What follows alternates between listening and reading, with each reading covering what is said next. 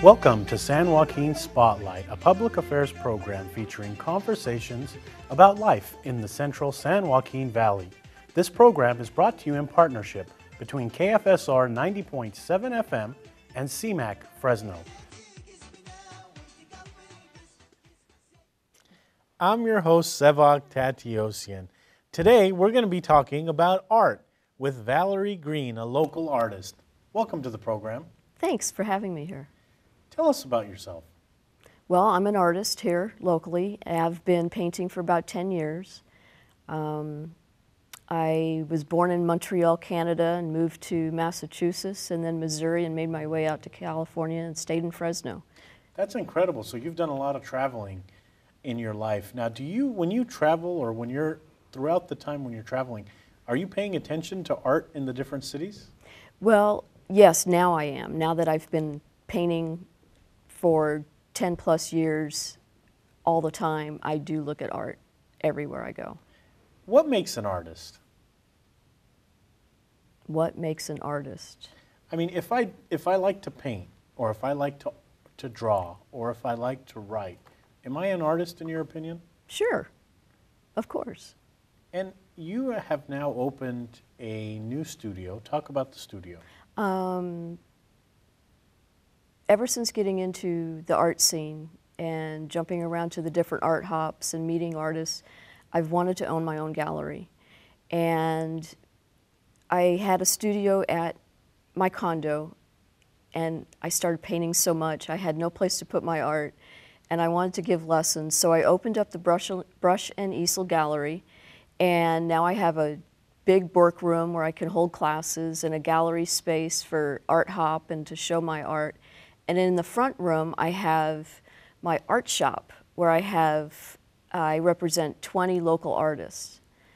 And let's talk about art hop a little bit. So what do you mean when you say art hop? What can people experience during art hop? Well, the first Thursday downtown, I don't know how many venues there are. There's a lot, and more every week. There's these tremendous spaces opening up for artists to work and to show their work.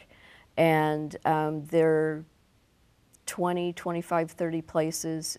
And it's the first Thursday is downtown and Tower District.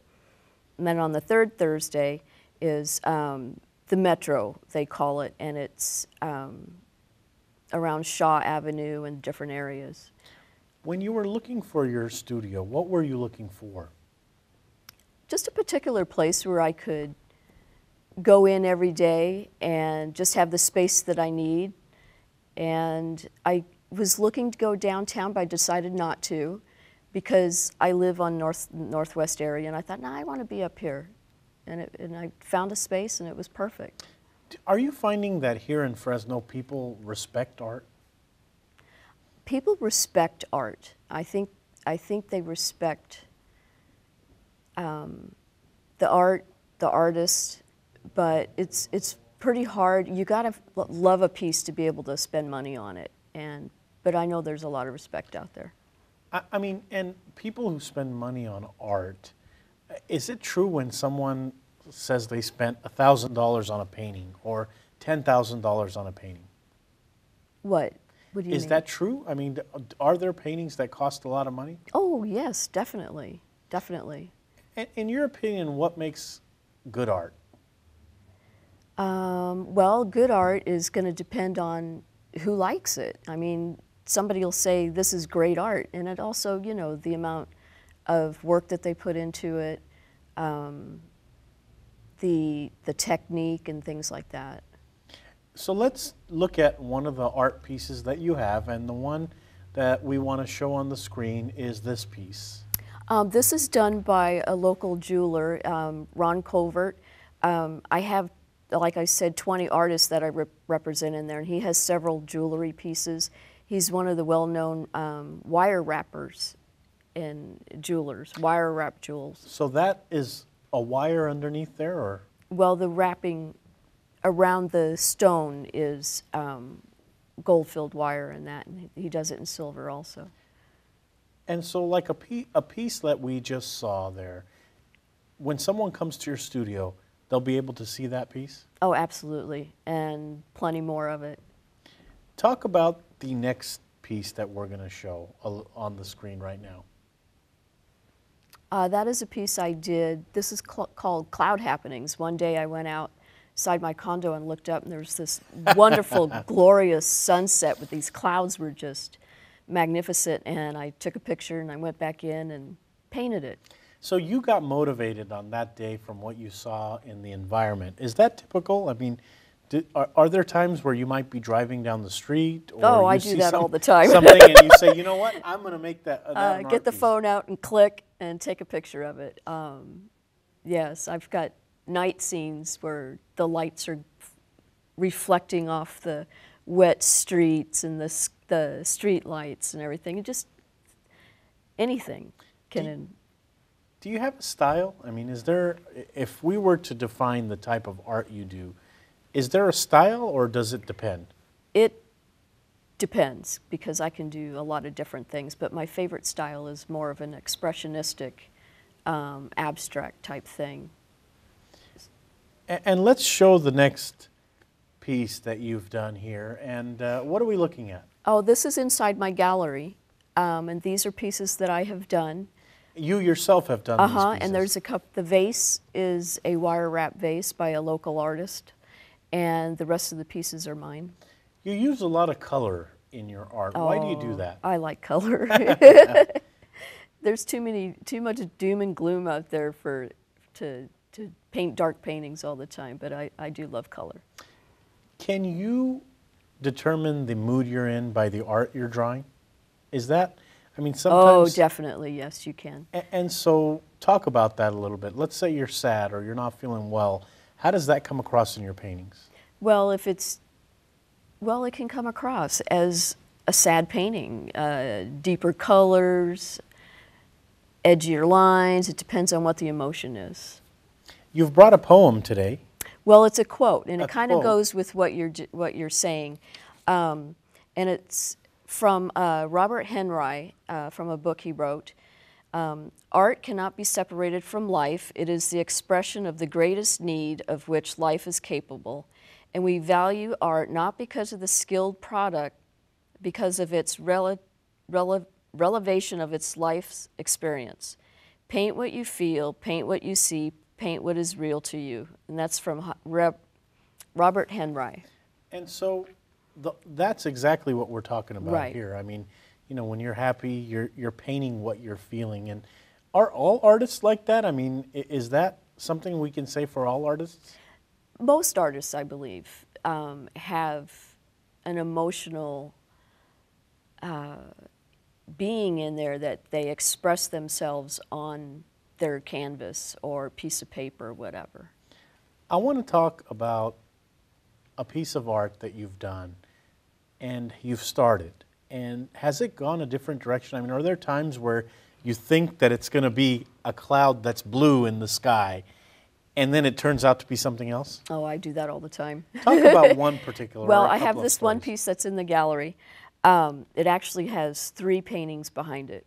And then, because I just chose to keep going over top of them because I didn't like what was there. And then there was one that I did that I was trying to do this path series that I've been doing for years. And I drew it all out and I thought, oh, this is going to be a cool path and it's coming in, it's going to be crossroads. And I went back, left the room, came back. I was refilling my wine glass, came back, and I go, no, that's a bird. And it ended up turning into a bird, and it's called Freebird, and it's a great piece of work. Along those lines, are there times where you start a project and then you just, it just doesn't come out right and you disregard it or Right. throw it away? And is that okay? I don't throw it away. If I'm doing a canvas painting on it, I'll just cover it over and start over again. And that happens all the time. For someone who's out there who's younger and wants to be an artist, just doesn't know how to get there or do that, what do you recommend? Well, I recommend the parents need to motivate the children and, take art lessons and be exposed to the art. Go to Art Hop and look at what other artists are doing. And if they find something they like to do, they need to practice and practice and practice. So even in art, the old saying, practice makes perfect, even in art, that's true? Absolutely. Let's take a look at one of the other pictures that is going to be on screen now. What are we looking at? Oh, that's my fun studio. I get to come here and work every day now.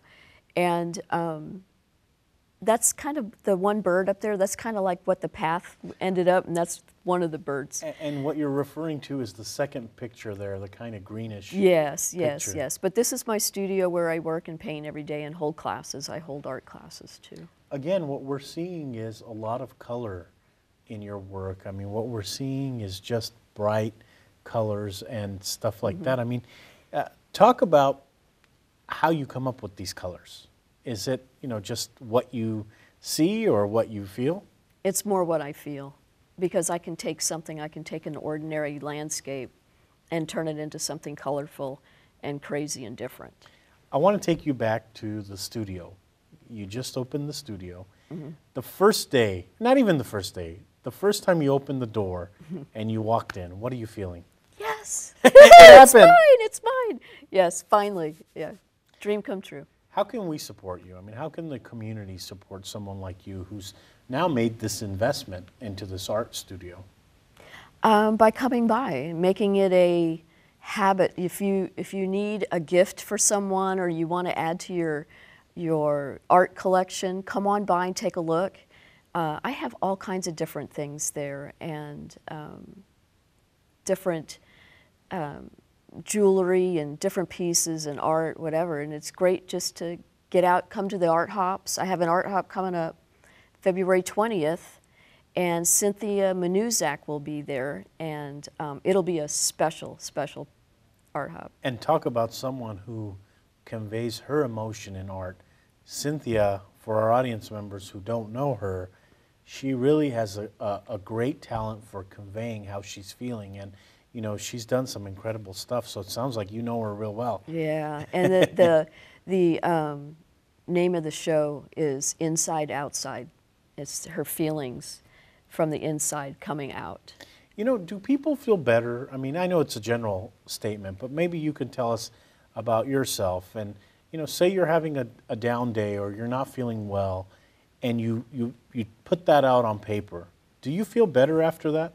I mean, we talk about how when people are, you know, are angry or upset and they express that emotion, they tell people what's on their mind, they feel better. Is the art the same way for you? Oh, absolutely. I used to have arguments and stuff, and I'd go in my room and start slapping paint around.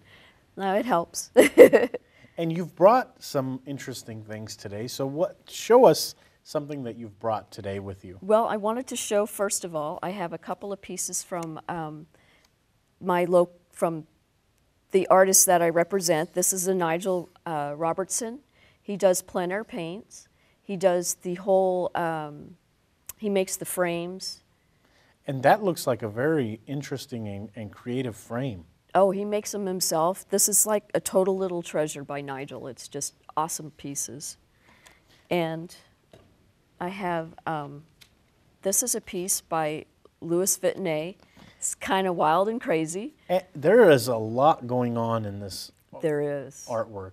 You need to come and see his wall because there's a lot going on the whole wall. And these are local artists you're They're talking local. I have one that's not local, but everybody else is. But do people, when they come in to see you or talk to you, do they get surprised that we have this many talented artists in the Valley? I mean, I don't think people respect the fact that we have a ton of artists that are We good. have a ton of artists, and now that more places are coming up where they can show, and that more and more are coming out, and it's just great. The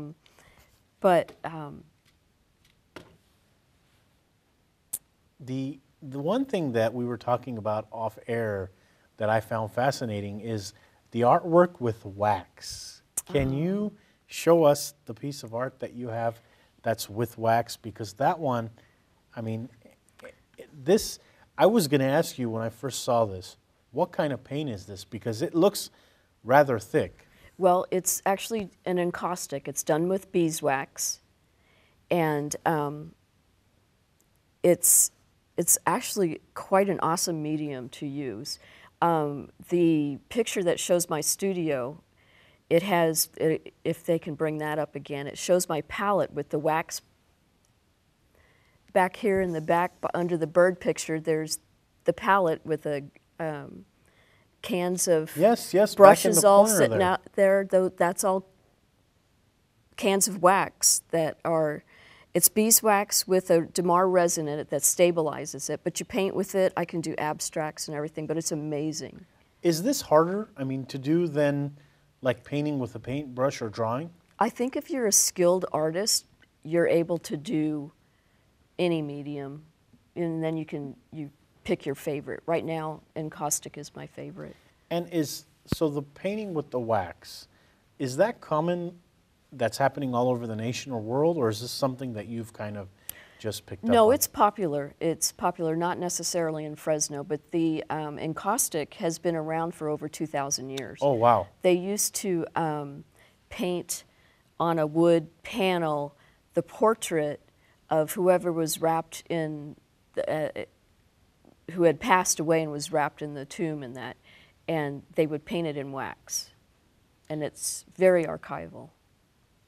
Talk about how you feel when someone comes to the studio and pauses at one of your pieces of artwork. You're smiling, so you know where I'm going with this. But they look at your artwork and they say, this is an incredible piece. And you're watching them talk to themselves, to each other, and saying that. How does that make you feel? Well, it's interesting to listen to why they think it's an awesome piece or whatever. I was talking to someone the other day who was looking at one of my pieces, and it brought a tear to his eye. And I thought, wow, that's really emotional that he would see that on the expression of the portrait that I had there. And it's just very interesting to hear that. I want to give you a scenario. Say that you come over to my house, and we're watching San Joaquin Spotlight. We're watching this interview together, and you walk in and you realize, you know what? I've purchased one of your pieces of art, and it's on my wall, and it's there in my living room. What are you thinking? Oh my gosh, that's so exciting. And then it's like, well, where did you get it, and why do you like it? And, yeah. Do you ask people those questions, like, why do you like this? I mean, let's say that someone really, really is fascinated with a creation that you've done. Do you ask him or her why? Yes, I do. Just to find out what they see in it, because what I have put down may not necessarily.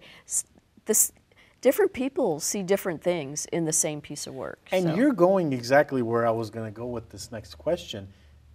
Do you get times where you think that it's a bird or a path and someone else says, no, that's actually something else? Oh, yeah. That's common. Right. Yeah. And so for artists that experience that, sometimes they'll get a little bit down on themselves because the person didn't see what they wanted to convey. But it sounds like you're okay with that. Oh, I'm okay with that. Because it's, as long as they're happy with it, Tell us a little bit more about your studio. So at any given time, you have artwork from about 20 artists there? Correct. Paintings, jewelry. I have spirit dolls. I have all kinds of things. Prices ranging from $12 on up. We have art hops. I have parties. I have classes. Show us this doll that you've brought. This is a spirit doll by Griselda Teo. Okay. And I have quite a few of them. They're very collectible. They're very cute. And she molds, makes the faces out of polymer clay, and then she embellishes them. And like this is Willow Moon, and is the spirit of invitation. Talk about is that yarn, or what is this thing made of? It's different kind of fabrics that she uses, and different embellishments, charms, and this is willow tree branches and glitter. And then it looks like there's a key on that one, and a bottle. I mean, yeah. So these things come in different colors and shapes? Different colors, different shapes, different sizes. Each one has a different meaning to it too, and depending on what she is feeling at the time. So, how do you determine whose art you want to showcase? I mean, let's say that you and I don't know each other, but I'm like, that's a cool studio over there. I mean, are you willing to take new artists, or how does that work? Talk about that process. It's a juried process. I have to look at the art and make sure it's something that reaches and my vision. I'm going to be doing art hops and things like that, and that's also juried. So we're going to go ahead and take a look at another photo on the monitor right now. And so if you can tell us what we're looking at here, because it looks like what you showed us earlier with the frame and the picture. This is Nigel Robertson's pieces on the walls, and I have Paul Perichin wire-wrapped lamps, or vases. These are vases, but I have lamps there also. There's fused glass, there's all jewelry in here, and sculpted glassware, and just different things, metalware, metal art from Amy Cole, and there's just such a variety. And are these local items that we're seeing? I mean, local, like the wood, let's say, or the paint. Oh, it's all local. Are these local? Where do you go to buy paint? I mean, sometimes big chain stores have paint that they sell, but is there a difference between high quality paint and low quality paint? Yes, there's a big difference. There's student grade, basic grade, and then on up. So you pay more, of course, for the professional artist grade paint. And if I'm just starting out, what would you recommend for me? Well, that's hard to say. I would probably go with a medium-based paint. You don't want the inexpensive stuff because it's not good quality. And do you have a website, or is there a telephone number people can reach you if they have any questions? Oh, absolutely. I have the brushandeaselgallery.com or brushandeasel.com and valeriegreene.net. And the gallery is located at 1476 West Shaw, and it's between Fruit and West Avenue, closer to Fruit. Pretty soon, this week, I hope I'm going to have this big old banner outside that says art on it, so it'll be easy to see. And let's see, my phone number is 559-269-5512, and I can be reached there at the gallery. Where did you come up with the name, Brush and Easel? I mean, it could have been an interesting way that you came up with this. Well, my aunt in Maine had an art store, and then she opened a gallery downstairs called the Brush and Easel. So I bought the domain name 12 years ago and did her website online, did it from here for there. She'd send me pictures and I'd upload everything. And so anyway, she sold all of that, and I've just been paying for it for several years. I thought, now it's my turn. I'm going to use it. You sound like you are very creative in what you do. I mean, you're definitely doing good work in your art. What do you do for your spare time, if you have any? Oh, I play with my cat, Vinny.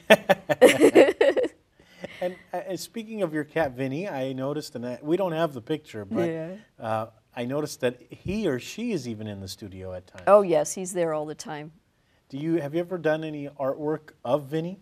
Oh, yes, absolutely. And so talk about those pieces of art. I'll find a photo that I really like. I take pictures of him all the time. I mean, he's there. And I'll paint him.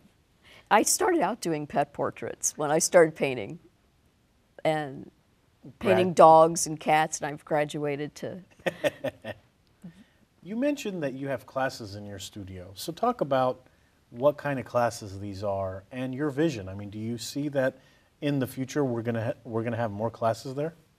Oh yes, I hope so. I'm doing basic acrylic and on design, composition, things like that, color.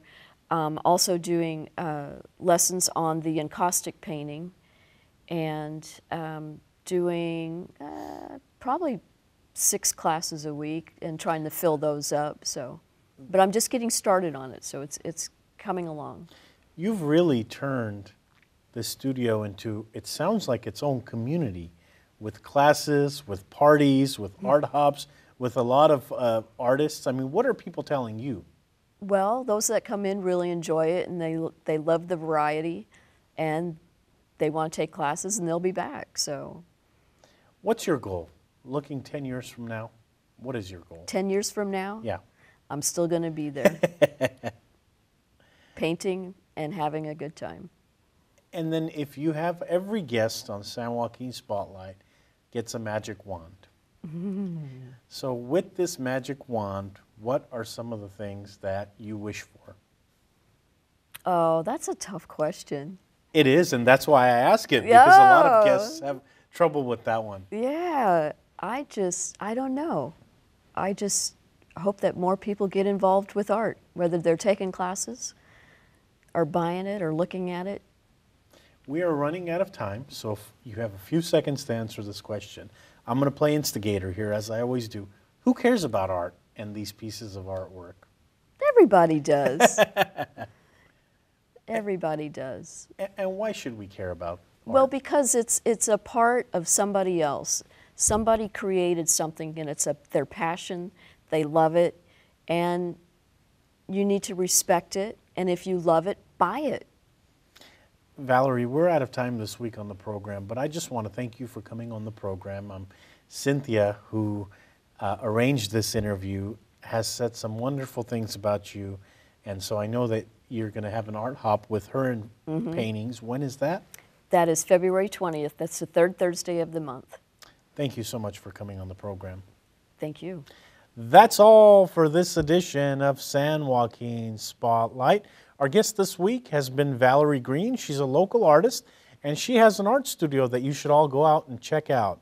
For the volunteer crew that made this and every production possible, thank you to our audience members listening to us on KFSR 90.7 FM and to our viewers at CMAC. Hope you enjoyed the program this week.